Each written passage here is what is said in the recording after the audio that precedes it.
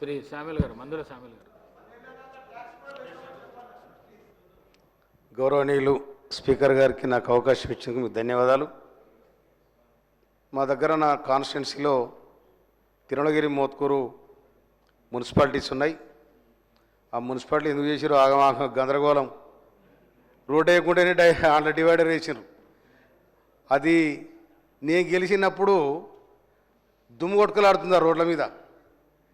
ఏం చేయాలంటే మేము ఎన్నికల ప్రచారంలో పోయేటప్పుడు కూడా ఆగమాగం ఉన్నది. అది ఏం చేయాలని చెప్పి అక్కడ కమిషన్ పెడితే ఏం చేయాలి సార్ ఆనాడు కమిషన్ల కోసం ఆ రోడ్డు మీద లైట్ల ఇంత కమిషన్ కోసం కక్కుర్తి పడి ఇది చేసినారు అంటే ఇప్పటికీ దానకిషోర్ గారికి నేను ధన్యవాదాలు తెలియజేస్తా ఉన్నా.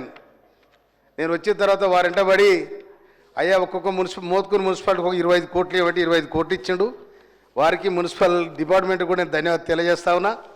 ఇంకొక 10 కోట్లు కనుక తిరుమలగిరి మున్సిపాలిటీకి దీనికి ఇస్తే చాలా డెవలప్ చేసుకునే అవకాశం ఉంటుంది. అదేవిధంగా మున్సిపాలిటీ వర్కర్స్ ఎవరైతే ఉన్నారో మున్సిపాలిటీ వర్కర్స్ అందరూ కూడా 90% మాదిగొల్లాలి.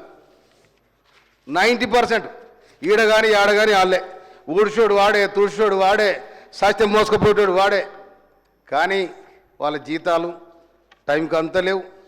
వాళ్ళ స్వాస్థ్యం కూడా పలకరించే నాదులు లేడు. అందుకోసం దయచేసి ఆ మున్సిపల్ వర్కర్స్ను పరిగణలోకి తీసుకోవాలి. 60 ఏళ్ళు గ్రామ పంచాయతీ ఉన్ననాడు వాడు వారసత్వంగా మోరెలు తీసినాడు వాడే చేస్తూ ఉన్నారు. వాళ్ళ తల్లిదండ్రులు తీస్తూ ఉన్నారు. నా కొలువు నాకు కావాలి, మా తల్లి వృద్ధురాలు అయింది, అది నాకు అవకాశం ఇవ్వాలని ఆ బిడ్డలు కొట్లాడుతూ ఉన్నారు. అలాంటి వెసులుబాటు ఉంటే కూడా మీరు సాయం చేయాలి.